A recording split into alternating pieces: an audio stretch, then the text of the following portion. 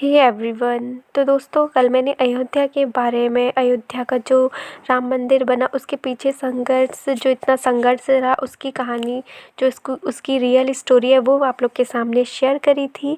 तो आज पूरी स्टोरी मैंने नहीं शेयर करी थी क्योंकि वीडियो काफ़ी लंबा हो जा रहा था। तो आज उसके आगे हम सुनाएंगे पूरी स्टोरी। जहाँ पर हमने एंड किया था उसी के आगे से मैं स्टार्ट कर रही हूँ। तो वीडियो को पूरा देखिए। फर्स्ट टाइम आते हैं तो प्लीज़ चैनल को सब्सक्राइब ज़रूर कीजिएगा।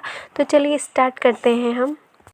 9 नवंबर को विहिप ने विवादित स्थल के पास राम मंदिर की नींव रख दी और मंदिर निर्माण के लिए अभियान तेज कर दिया। कहते हैं कि यह पहली बार था जब सरकार को आभास हुआ कि बाबरी मस्जिद गिराई जा सकती है। साल 1989 चुनावी साल था। वोट बैंक की राजनीति जोरों पर थी। राजीव गांधी ने अयोध्या से ही अपनी चुनावी रैली की शुरुआत की, लेकिन इसका उन्हें फ़ायदा नहीं हुआ। 1989 के लोकसभा चुनाव में भाजपा को 85 सीटें मिली। इससे पहले हुए लोकसभा चुनाव में भाजपा के पास केवल 2 ही सीटें थीं। भाजपा ने वीपी सिंह को समर्थन दिया। वीपी सिंह प्रधानमंत्री बने। 25 सितंबर 1990 को लाल कृष्ण आडवाणी रथ यात्रा निकालने की घोषणा करते हैं। रथ यात्रा जो सोमनाथ से अयोध्या तक निकाली जानी थी, जिसे 30 अक्टूबर 1990 तक अयोध्या पहुंचना था। नरेंद्र मोदी उस समय गुजरात में रथ यात्रा के प्रभारी थे। कार सेवकों को बड़ी संख्या में अयोध्या पहुंचने का आदेश होता है। योजना थी कि 30 अक्टूबर को अयोध्या में पहली बार कार सेवा की जाएगी। आडवाणी ने रथ यात्रा निकाली। इस दौरान देश भर में खूब हिंसा और दंगे हुए, लोग भी मरे। 23 अक्टूबर को आडवाणी की रथ यात्रा बिहार के समस्तीपुर पहुंचती है। वीपी सिंह के आदेश पर तत्कालीन बिहार के मुख्यमंत्री लालू प्रसाद यादव ने रथ यात्रा को रुकवा दिया। आडवाणी को गिरफ्तार कर लिया गया। गिरफ्तारी की यह जानकारी दिल्ली पहुंची तो अटल बिहारी वाजपेयी ने वीपी सिंह की सरकार से समर्थन वापस खींच लिया। केंद्र की वीपी सिंह की सरकार गिर गई। 30 अक्टूबर 1990 तक देश भर से भारी संख्या में कार सेवक अयोध्या पहुंचते हैं। इस दिन अयोध्या में कर्फ्यू लागू था। तमाम प्रतिबंधों के बावजूद कार सेवकों की भारी भीड़ वहां इकट्ठा होती है। हालात हिंसक बन जाते हैं। कार सेवक मस्जिद पर चढ़कर केसरिया ध्वज फहरा देते हैं। तभी लखनऊ से अयोध्या के पुलिस अधिकारियों को एक फ़ोन आता है। ये फ़ोन था यूपी के तत्कालीन मुख्यमंत्री मुलायम सिंह यादव का। उन्होंने कार सेवकों पर गोली चलाने का आदेश दिया।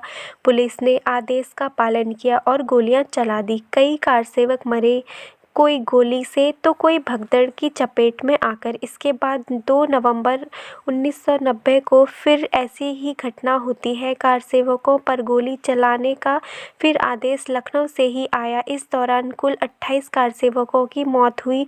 मरने वालों में कोठारी बंधु भी शामिल थे। ये वही दौर था जिसके बाद मुलायम सिंह यादव के लिए मुल्ला मुलायम जैसे शब्दों का इस्तेमाल होने लगा। 1991 के बाद क्या हुआ? एक बार फिर चुनावी दौर शुरू होता है। मई 1991 में चुनाव प्रचार करने गए राजीव गांधी की हत्या कर दी जाती है। देश में कांग्रेस के प्रति सहानुभूति थी। कांग्रेस केंद्र में अधिकार जमाती है। पीवी नरसिम्हा राव प्रधानमंत्री बनते हैं। इसी साल जून में यूपी में चुनाव हुए। भाजपा सरकार बनती है। कल्याण सिंह मुख्यमंत्री बनते हैं। सरकार बनते ही विवादित स्थल के पास की भूमि एक ट्रस्ट को दे दी जाती है। ट्रस्ट का नाम था जन्मभूमि न्यास। इस जमीन पर पहले कई मंदिर और आश्रम थे। उनके महंतों ने सहमति से न्यास को अपनी भूमि दान की और कहा कि राम मंदिर का निर्माण हो सके, इसीलिए यह दान दिया जा रहा है। न्यास इस भूमि पर निर्माण कार्य शुरू कर देती है। इलाहाबाद हाईकोर्ट ने इसमें दखल दिया और निर्माण कार्य पर रोक लगा दी। पीवी नरसिम्हा राव 30 अक्टूबर 1992 को दोनों पक्षों यानी हिंदू और मुस्लिम पक्षों को दिल्ली बुलाते हैं। बातचीत करने के लिए दिल्ली पहुंचे। दोनों गुटों के बीच बातचीत का कोई निष्कर्ष नहीं निकलता। इसी दिन बीएचपी के नेता प्रधानमंत्री आवास से निकलकर एक स्थान पर प्राइवेट मीटिंग करते हैं। ऐलान करते हैं कि 6 दिसंबर 1992 को कार सेवा दिवस मनाया जाएगा। देश भर से हिंदुओं को एक बार फिर अयोध्या आने को कहा जाता है। कहते हैं कि 6 दिसंबर की प्लानिंग काफ़ी समय पहले हो चुकी थी। एक बात यह भी सामने आती है कि 6 दिसंबर से पहले 5 दिसंबर को मस्जिद गिराने का रिहर्सल किया गया था। 6 दिसंबर 1992 को अयोध्या में लगभग 2 लाख कार सेवक पहुंच चुके थे।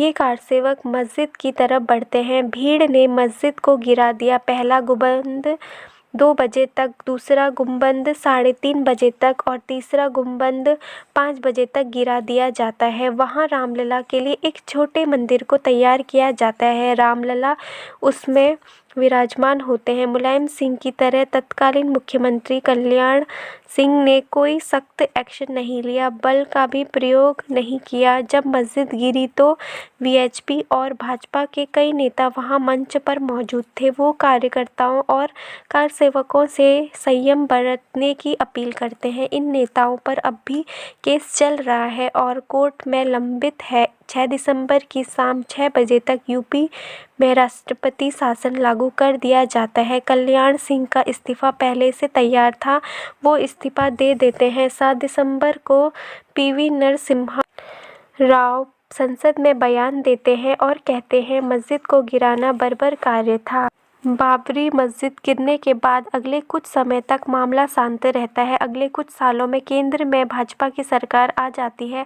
अटल बिहारी वाजपेयी प्रधानमंत्री बन जाते हैं। 2001 में वीएचपी केंद्र सरकार को कड़ा संदेश देती है, कहती है मस्जिद गिर चुकी है, राम मंदिर बनाने की तैयारी शुरू करें।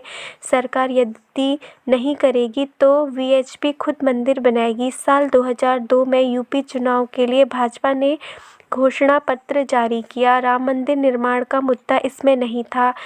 वीएचपी ने फिर आह्वान किया और कारसेवक फिर अयोध्या में जुटे, लेकिन प्रशासन हस्तक्षेप करती है। इसी दौरान कारसेवक जब लौट रहे थे तो गोधरा की एक ट्रेन में आग लगा दी जाती है, जिसमें बाद कई कारसेवक व अन्य लोग जलकर मर जाते हैं। परिणाम स्वरूप गुजरात में भीषण दंगे होते हैं। देश में माहौल खराब हो चुका था। कोर्ट ने मामले की गंभीरता को समझा। अप्रैल 2003 में इलाहाबाद हाईकोर्ट को 3 जजों की बेंच विवादित स्थल के मालिकाना हक की कार्रवाई शुरू करती है, यानी एएसआई को वैज्ञानिक सबूत जुटाने का काम दिया जाता है। एएसआई विवादित स्थान पर खुदाई करती है। खुदाई 6 महीने तक चलती है। अगस्त 2003 में एएसआई रिपोर्ट पेश करती है। रिपोर्ट में एएसआई ने बताया कि खुदाई में 10-12 सेंचुरी की द्वीप के हिंदू मंदिरों के अवशेष मिले हैं। पिलर, ईंट, शिलालेख और अन्य चीज़ें मिली हैं। पहली बार विवादित स्थल से जुड़े वैज्ञानिक सबूत मिलते हैं। मामला कोर्ट में चलता रहता है। 30 सितंबर 2010 को इलाहाबाद हाईकोर्ट ने अनोखा फैसला सुनाया। कोर्ट ने 2.77 एकड़ वाली विवादित भूमि को 3 बराबर हिस्सों में बांट दिया। इसमें 1/3 हिस्सा निर्मोही अखाड़ा, 1/3 हिस्सा राम जन्मभूमि न्यास और बाकी 1/3 हिस्सा सुन्नी वक्फ बोर्ड को दिया गया। इस फैसले से तीनों ही नाखुश थे। साल 2011 में पहली बार तीनों ने सुप्रीम कोर्ट का दरवाजा खटखटाया। जनवरी 2019 में अयोध्या केस की सुनवाई के लिए 5 जजों की संवैधानिक पीठ बनाई गई। इसकी अध्यक्षता कर रहे थे चीफ जस्टिस रंजन गोगोई। पीठ में justice DY Chandrachud, justice UU Lalit, justice Bobde और जस्टिस एनई रमन्ना को शामिल किया गया। 5 जजों की बेंच ने इलाहाबाद हाईकोर्ट के फैसले पर रोक लगा दी। 9 नवंबर 2019 को ऐतिहासिक फैसला आया। इस फैसले ने राम मंदिर के 492 साल पुराने संघर्ष पर विराम लगा दिया।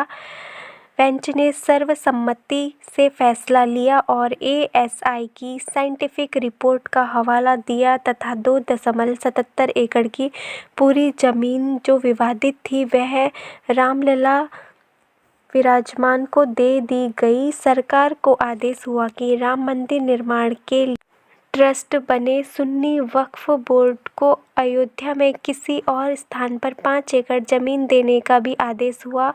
5 फरवरी 2020 को राम जन्मभूमि ट्रस्ट को मंजूरी मिली। 5 अगस्त 2020 को प्रधानमंत्री नरेंद्र मोदी अयोध्या पहुंचते हैं, राम जन्मभूमि का पूजन और शिलान्यास करते हैं। अंत में 22 जनवरी 2024 को रामलला की प्राण प्रतिष्ठा हुई। प्रधानमंत्री नरेंद्र मोदी खुद इस कार्यक्रम में मौजूद थे। राम जन्मभूमि के संघर्ष की कुछ ऐसी थी। 492 साल तक चलती ये कहानी।